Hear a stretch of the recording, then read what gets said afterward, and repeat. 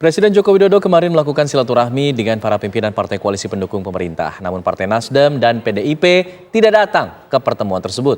Pertemuan ini pemirsa menyinggung soal koalisi besar antara Koalisi Indonesia Raya dengan Koalisi Indonesia Bersatu. Akankah pertemuan itu akan memunculkan koalisi besar? Pemirsa, untuk membahasnya telah bergabung bersama kami ada sejumlah narasumber, yaitu ada Ketua DPP Nasdem, ada Gus Coy, Effendi Khoiri, kemudian juga ada pakar politik, yaitu ada Mas Burhanuddin Muhtadi, dan juga ada Wakil Ketua Umum PAN, yaitu ada Bang Yandri Susanto. Selamat sore Bapak-Bapak semua. Pertama saya ingin ke Bang Yandri terlebih dahulu nih. Bang Yandri, ini sebenarnya Nasdem itu diundang atau enggak sih? Kok enggak ada Ketua Umum partainya? Bang Yandri kan ada di sana pada saat itu. Ya, jadi acara itu kemarin tanggal 2 April 2023 di kantor DPP PAN. Betul, PAN sebagai tuan rumah dan acaranya silaturahmi Ramadan bersama Bapak Presiden. Yang diundang itu koalisi pemerintahan, yaitu ada 7 partai politik, tentu PAN, PDIP, Gerindra, Golkar, P3, PKB, Nasdem, kemudian satu lagi pokoknya ada 7 yang diundang. Nah, 2 ketua umum ini yang PDIP Bu Mega dan Bang Surya Paloh itu menurut informasi dari Ketua Umum PAN sedang tidak berada di Jakarta. Nah, makanya karena ini forum ketua umum tidak bisa diwakilkan yang lain, maka Nasdem ketua umumnya tidak hadir dan Bu Mega juga tidak hadir.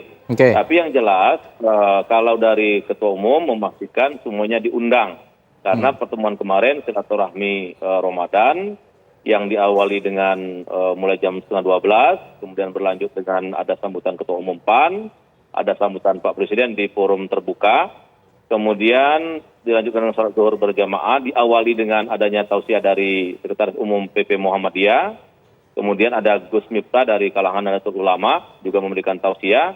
Nah, setelah pertemuan di lantai 1 di depan para kader PAN, para peserta pertemuan yang dipimpin oleh Pak Presiden itu naik ke lantai 3 kantor DPP PAN. Di situ ada pertemuan tutup. Artinya kami pastikan terkonfirmasi semuanya diundang, Mbak Tasa dan Bang Alfat. Semua ketua umum koalisi pemerintahan itu diundang untuk hadir di silaturahmi yang kemarin. Baik, saya coba konfirmasi kalau begitu ke pihak Nasdem. Ada Gus Coy. Gus Coy, benarkah surat undangannya sudah sampai ke Ketua Umum Partai Nasdem, Pak Surya Paloh? Atau memang tidak sampai? Suratnya nyelip atau kemana?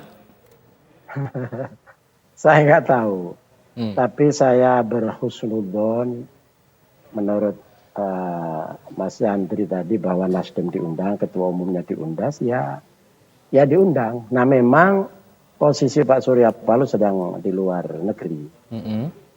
Jadi kalau itu forumnya ketua umum, Pak Surya tidak mendelegasikan meskipun sudah menerima undangan, ya tidak dilakukan karena hanya forum ketua umum. Tapi undangannya nyampe ya ini nggak? Saya kira nggak usah dipersoalkan begini. Ya usah dipertajam begini, biasa aja. Tapi jadi menarik karena memang sorotan atau tangkapan publik ini melihat dari sudut pandang politik yang lain bahwa akan ada koalisi lain yang akan dibentuk tanpa Nasdem begitu. Gus Coy, tanggapannya bagaimana? Itu juga Bang Jul ini. Baik, sebentar. Mas Yandri sebentar. Bang Jul ini kan nggak punya handicap dengan semua ketua umum parpol, ya kan?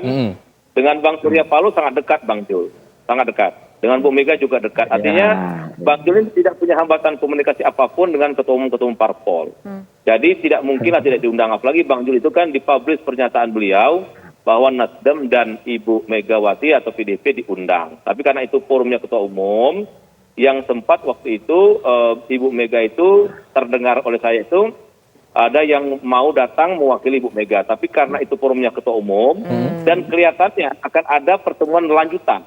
Pertemuan lanjutan, silaturahmi lanjutan para ketua umum partai politik. Nah, mudah-mudahan hadir nanti ya Bang Surya datang, Bu Mega datang dan semua ketua umum yang lain datang. Artinya saya hakul yakin undangan itu ada dan sekali lagi Bang Jul sebagai Ketua Umum PAN tidak punya hambatan apapun untuk berkomunikasi dengan semua ketua umum parpol yang ada di pemerintahan. Oke, baik. Nah, sekarang saya ingin menuju ke Mas Burhan dulu nih, sebelum nanti kita ke Gus Coy.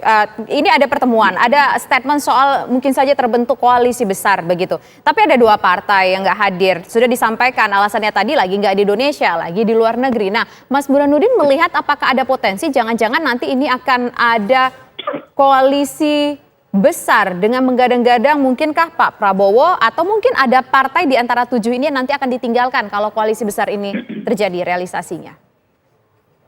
Ya, sebenarnya kan sudah ada koalisi yang terbentuk. Ada koalisi perubahan yang digalang oleh Bang Surya Paloh bersama PKS dan Demokrat. Kemudian ada koalisi Indonesia Bersatu yang melibatkan Golkar, P3 dan PAN, dan koalisi Indonesia Raya yang melibatkan Gerindra dan PKB. Jadi kalau saya melihat pertemuan kemarin di PAN, itu saya baca sebagai satu bentuk, gitu ya, satu bentuk penegasan Pak Jokowi sebagai the real kingmaker, terutama di depan 5 partai pendukung utamanya di pemerintahan. Jadi kalau kita baca, bisa itu kan ada 3 kingmaker yang muncul belakangan ini di 2024 nanti. Yang pertama adalah Ibu Mega sendiri, karena beliau punya tiket, punya boarding pass, partainya itu PD Perjuangan cukup untuk bisa menominasikan capres-cawapres tanpa harus berkoalisi dengan partai lain. Yang kedua adalah Bang Surya Paloh, itu juga kingmaker berikutnya, sudah terbentuk koalisi perubahan bersama Demokrat dan PKS.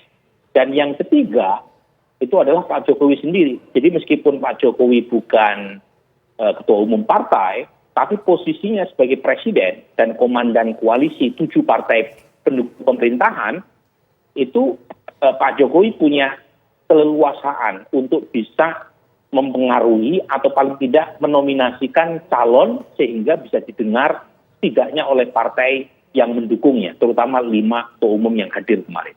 Dan itu sudah disampaikan misalnya pernyataan Pak Prabowo yang mengatakan kita ini timnya Pak Jokowi ya. Gitu. Kemudian juga pernyataan Pak Zulkifli Hasan yang mengatakan kita ikut tunduk pada panglima tertinggi Pak Jokowi. Itu kan kira-kira ingin mengatakan kita yang hadir di PAN kemarin minggu siang sami'na wa ta'na kepada Presiden Jokowi. Baik, saya sebelum ke Bung Yandri, saya ke Gus Coy dulu. Gus Coy tadi mengatakan, sudah tidak usah diperpanjang lah masalah seperti ini. Apakah memang karena tadi disebut sebagai Bang Surya Paloh ini sebagai kingmaker yang sudah punya koalisinya sendiri, jadi sudah santai saja. Saya sudah, Nasdem sudah aman jalannya begitu untuk mengusung Anies Baswedan. Tidak peduli lagi dengan koalisi yang sekarang. Ya, peduli sesama pemimpin partai bertanggung jawab pada jalannya Republik ke depan. Tapi kaitannya soal tinggal meninggal, kita nggak merasa ditinggal, kita tidak merasa meninggal juga. Jadi apa yang sudah kita yakini, koalisi perubahan untuk persatuan ini, itu yang sekarang kita jalankan, kita konsentrasi di situ, kita mempersiapkan segala sesuatunya di situ. Yang lain bergerak sesuai dengan pilihan-pilihannya itu juga itu hak mereka, dan kita pastikan saling memantau, saling melihat, saling menyaksikan, saling mendengarkan informasi, kan? Itu biasa aja, biasa. Jadi sekali lagi kaitannya soal tidak hadir, apa kata Mas Yandri, saya kira itulah yang benar. Saya kira kita diundang, tapi karena yang diundang hanya ketua umum, ya ketua umum di luar negeri nggak mungkin bisa hadir. Oke. Kaitannya dengan koalisi, kita sudah punya koalisi, kami jalan di sini. Tapi memang begini, kalau kita berharap Jokowi sebagai presiden, kita berharap dia tidak bersikap parsial, dia tidak bersikap partisan. Dia harus menjadi negarawan supaya kita mendukung selama 20 tahun itu melahirkan pemimpin yang kemudian setelah itu menjadi negarawan. Memberikan keleluasaan, memberikan kesempatan kepada seluruh kader bangsa ini tidak ada yang didistorsi, tidak ada yang dianak emaskan, tidak ada yang pokoknya intinya pemimpin, inti dari pemimpin itu tuntutan menurut aspirasi rakyat, menurut agama, nilai-nilai yang universal itu adalah adil. Adil.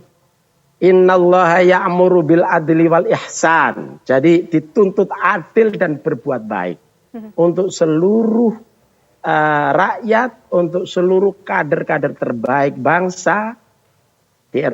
Kalau yang terjun di politik memberi kesempatan yang sama untuk menjadi pemimpin, untuk menjadi presiden, untuk menjadi gubernur dan lain-lain. Ini tuntutan, ya, tuntutan. Baik. Harus adil. Aspirasi rakyat, tuntutan moral, ya, tuntutan kita ini supaya punya manusia-manusia hebat yang menjadi negarawan. Baik. Oke, baik. Nah, nanti Bukan kita setelah jadi presiden kemudian menjadi partisan, menjadi tidak adil, itu kita tidak berharap. Oke. Karena dengan demikian maka kita punya presiden menjadi husnul khotimah. Oke. Ya. Baik. Presiden yang ujungnya menjadi pemimpin yang akhir yang baik, Ya. gitu ya. Oke, baik. Nah, itu kan harapan. Saya kira itu. Oke, Ya, itu harapan komentar dari saya. Gus Coy. Tapi nanti kita ingin dengar suara dari Bang Yandri. Bang Yandri, sebetulnya apa sih perbincangan mungkin yang bisa disampaikan secara spesifik ketika kemarin bertemu dengan Presiden? Tapi nanti dijawab ya usai jeda berikut. Kami kembali sesaat lagi.